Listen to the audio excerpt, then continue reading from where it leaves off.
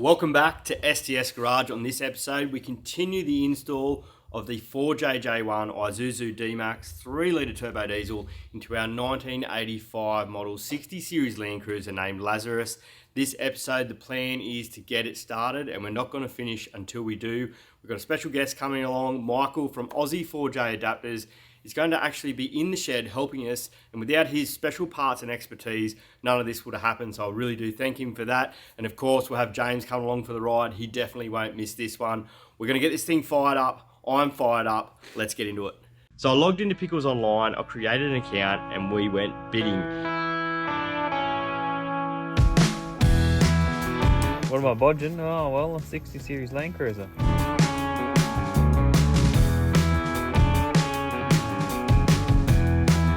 But the good news is, me and you'll be working together.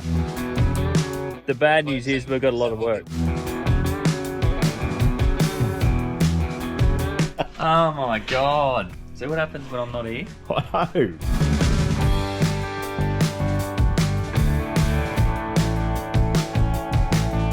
It kind of looks cheap. It won't be cheap. Although the panel beat is pretty cheap.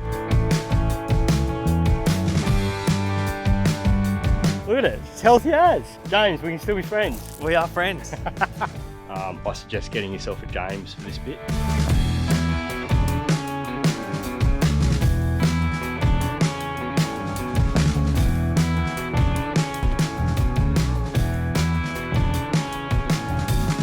First job this episode is to undo all the work we did last episode and remove the engine, ready to weld the engine mounts in.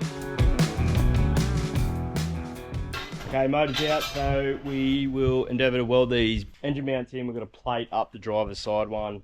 The passenger side one's pretty good. Yeah, it's just about getting creative with a bit of 4mm plate all over it.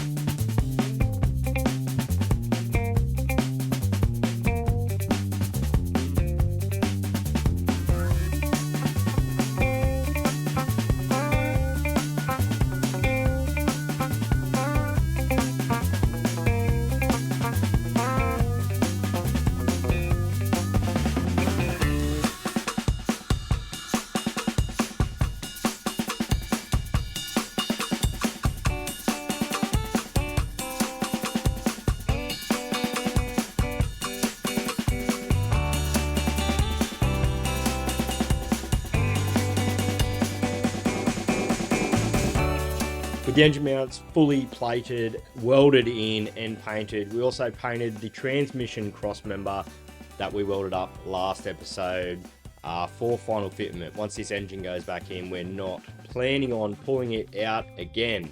So that's the engine mounts and cross member fully finished. Done a couple of coats and we'll be laughing.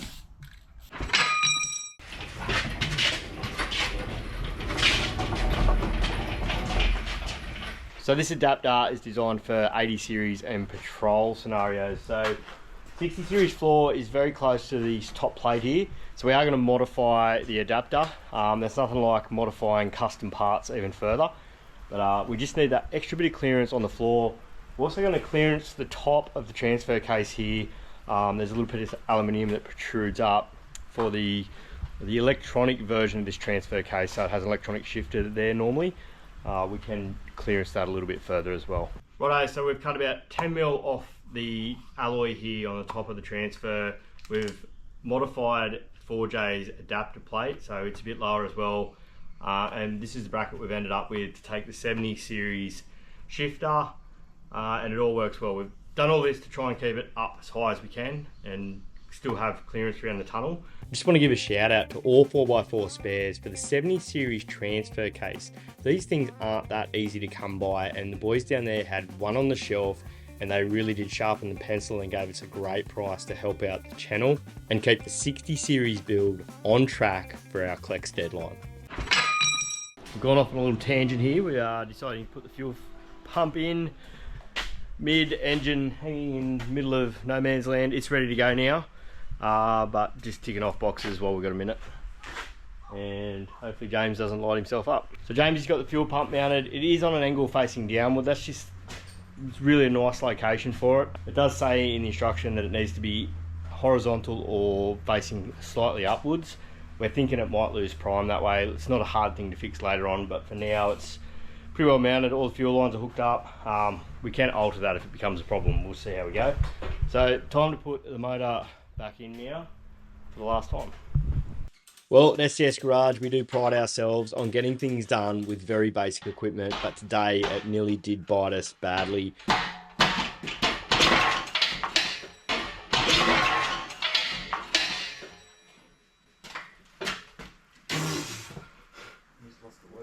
That's not good.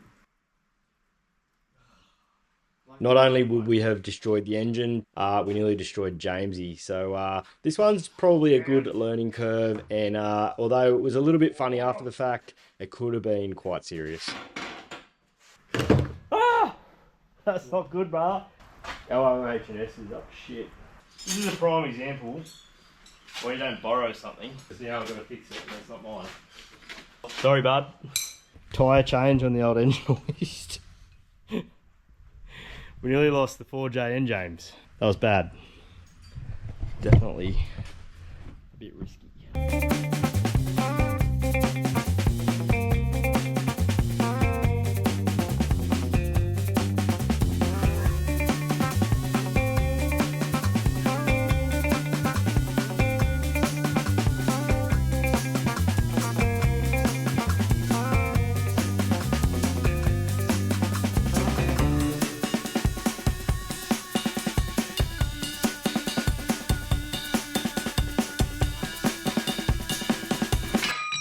Righto, so we've got the D-Max aircon condenser fit into the radiator support on the 60 series here. We did have to clearance it a little, and I spent a lot of time making these bottom brackets fit the factory rubbers. It is all rubber mounted, it's not touching on anything. It's really important to make sure all these things work and don't become, you know, a letdown later on when we're using this vehicle heavily. That's the plan. So not only got the condenser in, we got the thermo fan to fit behind the grill. I did have to grind a little bit out of the plastic grill at the back just to get that to fit nicely. We also got the holder of the gases for the aircon. I really don't know what it's called. I know it is to hold the liquid for the aircon. We're going to get help with the rest of the plumbing for that, but it's all factory or very similar to how it was mounted in the D-Max. Righto, next thing on the list is we are going to run an external cooler for the transmission. Righto, so the transmission cooler we got is a TrueCool H7B, and it comes with some really cheap shitty brackets. However, it is a good cooler. These aren't too cheap, so we're doing things properly here.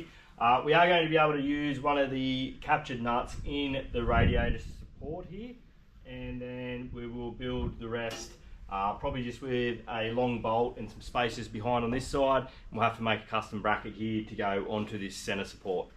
All in all, this won't be too hard a job. We'll get in and get that done and tick that one off the list.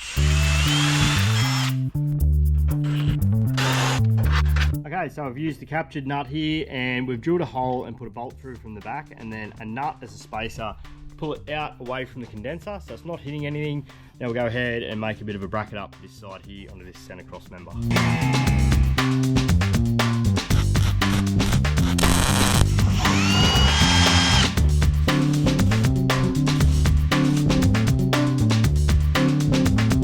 Well, it seems every time we get a bit closer to get this thing back together, we pull it apart even more. So most of the ancillaries and turbo are off this side of the motor now. Last night we got stuck into doing the water pump, thermostat, sealing up those EGR and EGR cooler plates, new belts, a lot of consumables that are easier to replace now.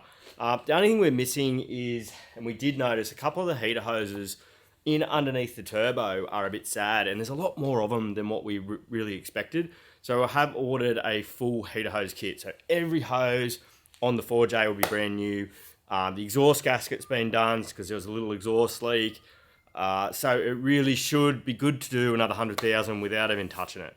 Just, you know, your minor servicing and things like that. There's nothing else to do to this motor, albeit if it's healthy inside, which we think it is. So today, James is coming again, and we are going to get into this radiator fan shroud. I've got a piece of steel. We've got a bit of an idea of how to do it, and it will involve probably putting that radiator in and out another 100 times. But this will be a big job to get done, and one of the only real hard parts left, we think. So let's get stuck into it. We don't want to run thermo fans. An engine fan is more effective at keeping the engine cool. However, we do have to extend it out, as there's a big gap between the radiator and the engine, and the fan is actually bigger than this hole. So it's going to be quite a job to get that to work. We have already had to move the location of the shroud by cutting the end off and bending up some steel and welding back on. That in itself is about 3 hours work. So these little fiddly parts towards this end of the job, as far as an engine conversion goes, are where a lot of time is lost. So we're halfway through that job, and we stopped at that point because we really need to put the guards on to give us a proper location of this radiator cross member, so we know where this is going to go and sort of meet the fan. Because when you move that radiator support, it does that, and once you come out that far, it will heighten and lower that shroud quite a lot.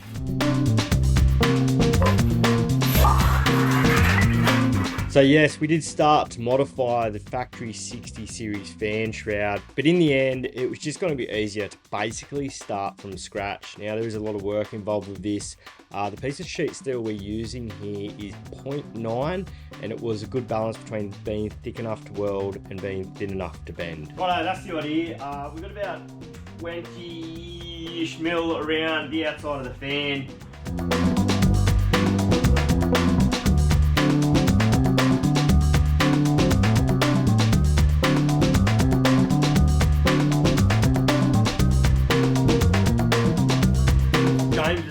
Turned up, so we've put the whole front end back together now, and try and get this radiator shroud to sit around the fan.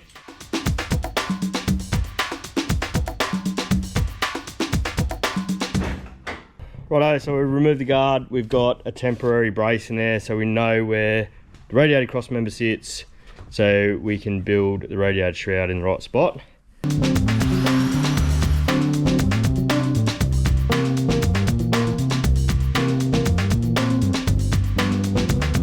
Fitted the shroud in 2 parts onto the back of the radiator to make sure it was centered around the fan.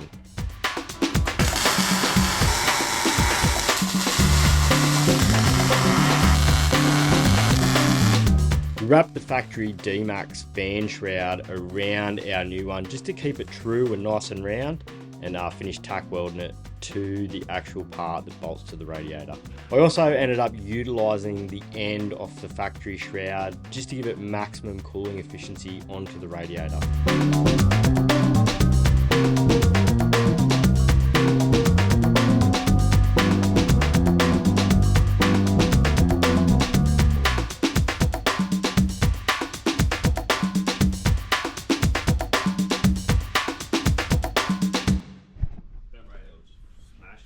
Look at that.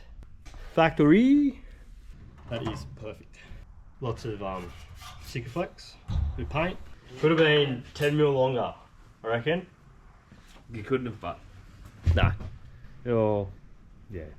So we give it a bit of a clean up with a wire wheel, scuffed up with a bit of Scotch pad, a coat of etch primer, and then went and sealed all the way around with Sikaflex, as it was only tacked together being sheet steel.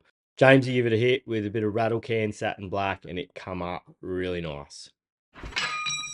Righto, next job is the airbox. The D-Max airbox actually doesn't fit for height under the bonnet, which I really didn't think we'd have a problem like that. You might ask, why am I using a 79 series airbox? I know they're known to leak dust. We're not going to be sitting up the arse of cars, and we probably will put that filter shim kit in it to improve it.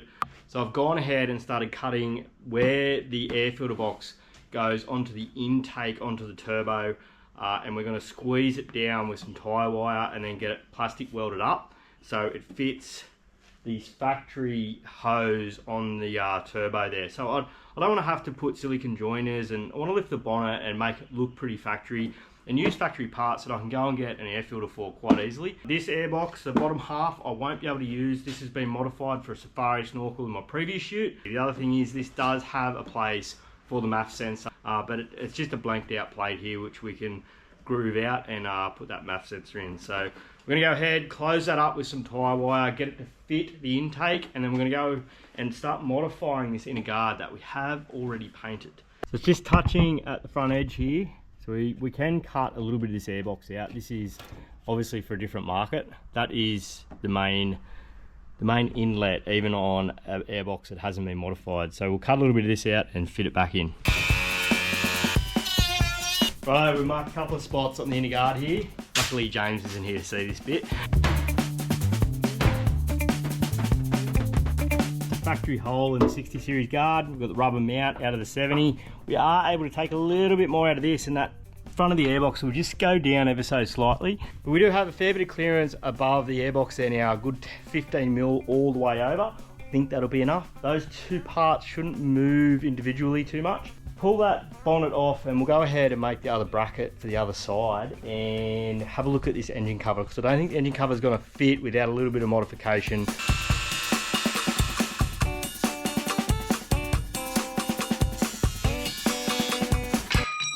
And just like that, we have a factory 79 series airbox with an unmodified inlet. Awesome, thanks Mikey, you legend. One of your mates come through with the goods. And I have the little bracket mounts to the bottom of the airbox, was still attached to it. This is actually going to bolt straight to the inner guard of the 60 series with a little tweak in the vise and a bend and a hammer.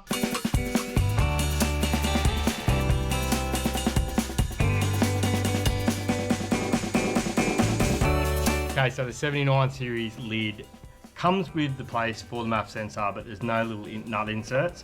So I've got the ones out of the D-Max and we are going to try to heat them up and push them in. So there we go.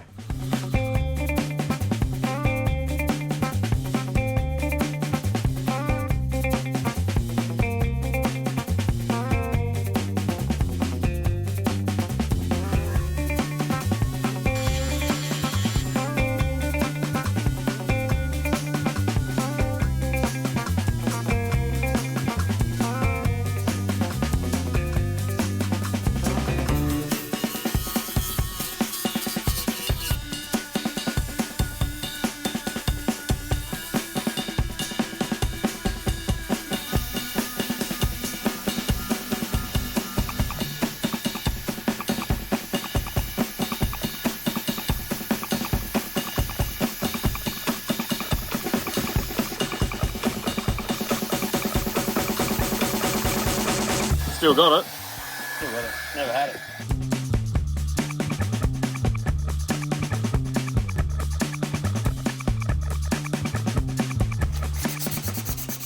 Only the best.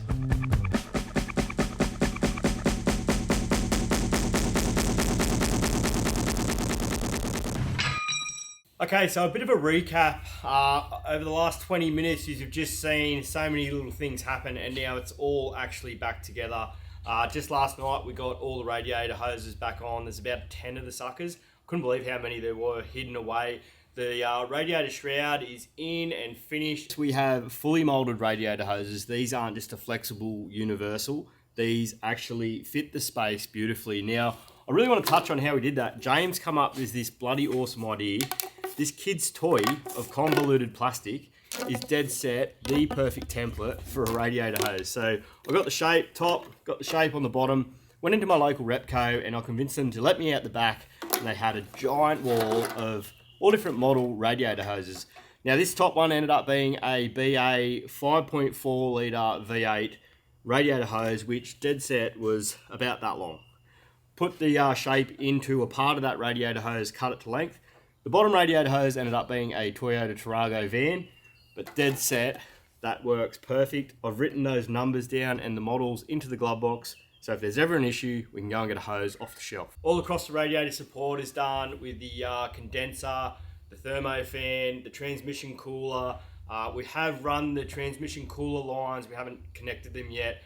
It's sort of, everything's in place, but we don't want to put any fluids in anything, as we may have to take the radiator out to run a few more lines and whatnot yet. We've got all the fuel lines run. We've got hard lines across the back of the firewall here.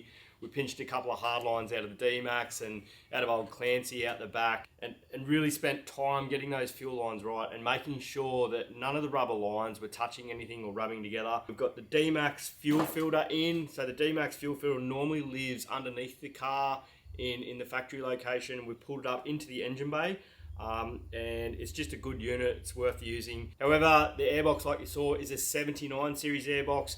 That came up, Mickey Mouse. James did a beautiful job with the plastic welding on that. So that is in position as well now. We've got the power steering reservoir out of the D-Max.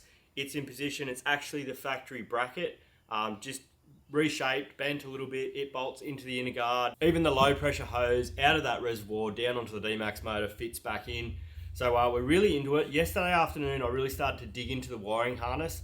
And as suspected, I don't think it'll be too bad. It's just about finding trigger wires in that harness for your air conditioning, starter, your ignition, accessory, your main power, your main earth, and I really did start to get everything working. So the other part of that wiring puzzle is Michael from 4J Adaptors, and he's going to help us out with the wiring. He has a custom harness for this 4J motor that should only take about 5 inputs to get fired up. That's the plan. He has our computer as well. In the first episode you saw, we sent that away to get the immobilizer in it unlocked. So he's got all that ready to go. Thanks for coming, mate. Yeah, no worries. You're a lifesaver. Yeah. And not only he turned up today, but the amount of phone calls on the phone, I was really surprised that he kept answering, to be honest. Yep. So what's the first thing we're going to tackle, mate? So we're going to get into the power steering first, and then get all that stuff sorted out, look at some aircon.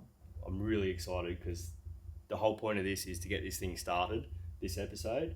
And I think it is going to happen. What do you reckon? Yeah, I reckon we'll have it running today. Running today? Yeah. Righto, let's get into it. So we've got the factory D-Max power steering hose off, and so this is a fitting new, mate, is it, mate? Yep. So that takes the place of that, and then Yep. goes to that hose you get made up. Yeah, so it just bolts straight in and changes it to a normal AN fitting. Yeah, nice. Makes it so easy.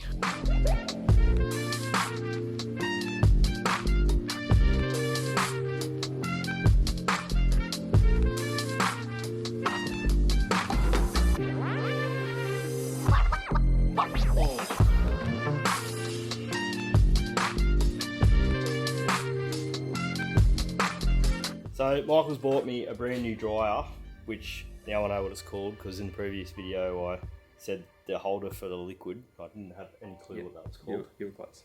So why do I need to put a new dryer in? What's wrong with that one? So it's actually a filter, so it filters the gas. Oh yes. Also absorbs all the moisture. Yeah, right. So once it's been open to the air like that for a few days, best off changing it, because it will have moisture in it for sure, and it will freeze. Yeah, right. So every time you basically do something like this, you really need to put a new one in. Yeah, for the $10-15 that that's worth. It's, $10 or $15? yeah. Yeah, right. Okay, there you go. I learned something.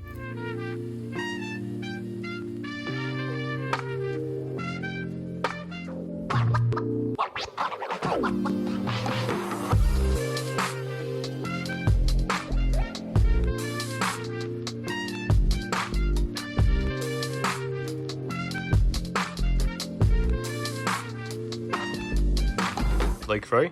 Yeah. That's because you did it and I didn't. Ah, she's good. Did you break it? No. Holy shit! It's got to be the first time. It is. What are you doing exactly? Alright, got to do this for the speedo drive. So you're going to weld the Allen key in there. Hopefully that's straight. Here's the plans. That's going to go in there, and then we'll cut it off the seat. This goes in that, which is your speedo drive. So this is a pass-through speedo sensor. So because this car's originally a cable-driven speedometer, it needs a vehicle speed, like an electronic signal, into the ECU to shift the auto. We get this from Dakota Digital out of the States. So it generates a electronic voltage as well as passing through the factory cable to keep the factory 60 series cable speedo working. So let's chuck that in. All the plumbing's done, the air conditioner's charged up, no leaks. So now it's time for the wiring, and without this wiring harness, this would all be pointless. So try and explain how this all works. Yep. This is a wiring harness that we make. Yep. So it uses the factory computer, factory transmission computer as well. So it's the only one that will control the 4-speed with the factory TCM. So it's got all the relays, everything's there. It's literally plug in 2 wires and it will go. Righto. Then there's a lot of outputs out of the computer that you can wire into your dash. In the first episode you saw, I sent the computer away and you got it unlocked. Yep. for the immobilizer. It's now time to put it all back together, and like you say, about 15 minutes this could be running. Yep. And it'll take us probably another 5 hours to try and not only make it run, but make it functional and neat enough that you can work on it. Yep. First job with the wiring is actually to make a bracket to mount all the relays in the engine bay. It looks nice and neat and it's easy to work on.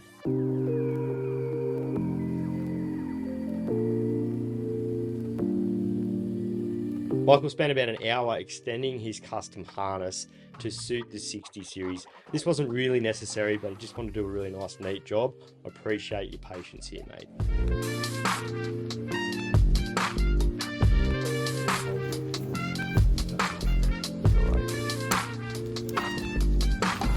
This is why we buy the whole car, so we get all the little bits off it.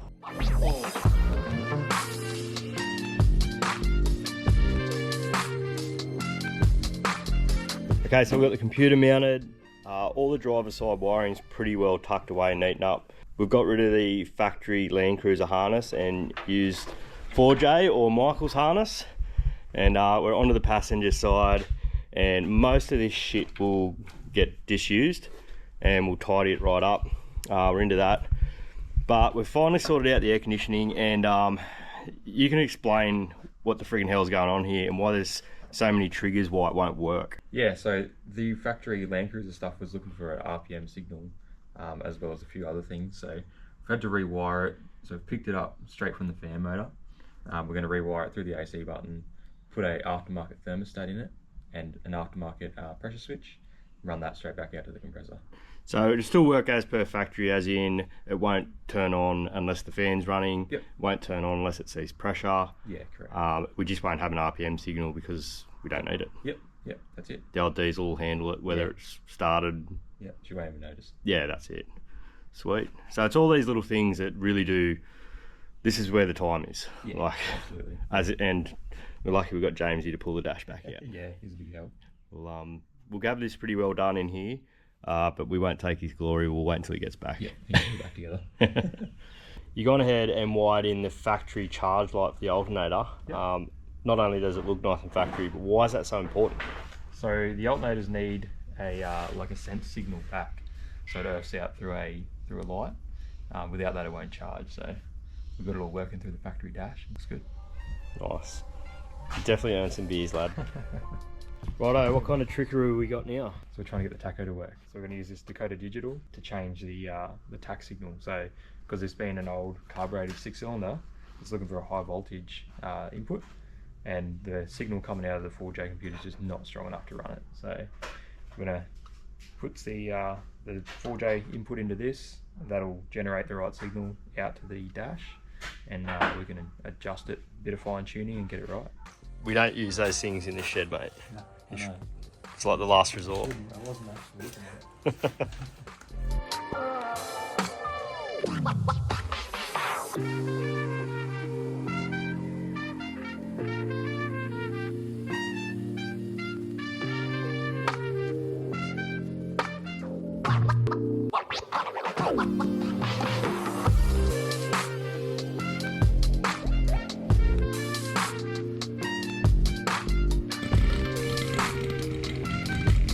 Is this the last piece of the puzzle? Yep, just about. Charge the aircon, Charge the aircon. get some engine temp into it. Yep. And we'll be good as gold. Happy? Always happy.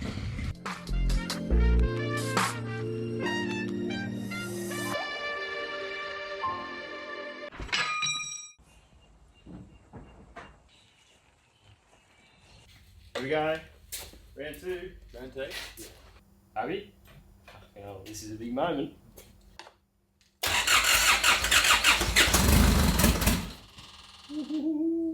Still go. Ready?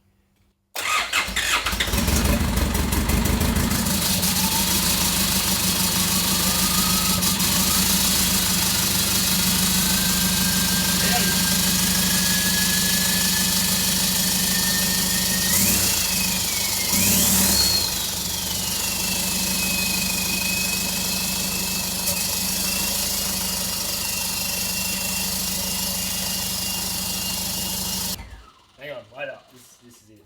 That runs. Cheers, lad. Cheers. Yeah, Yeah, buddy. Look out. Mm. We're halfway. Yoo! We're halfway there. Outstanding. Got her? Yeah, we got it.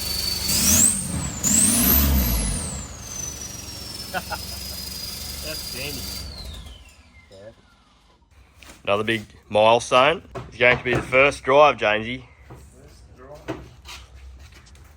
You. In. Slowly, but surely it's going back together. What do you reckon? We might put a seatbelt on that fucking battery too, eh? You're going to go that fast? Seatbelt on the battery? I think we will. This thing will hit 60 k's up that driveway. Oh dear. Well, maybe.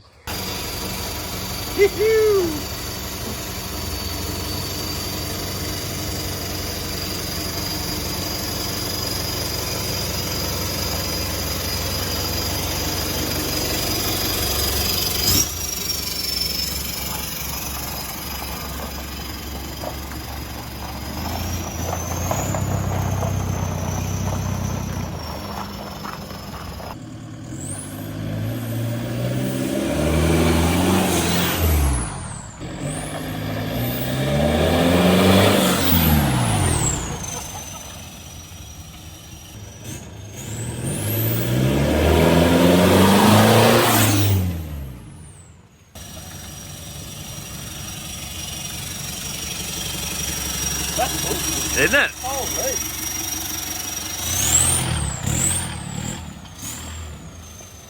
Well, yesterday afternoon was a success. Everything works except for temperature gauge, which is potentially an easy fix. Yep. And we don't have oil pressure because the 4J1 actually doesn't run an oil pressure gauge.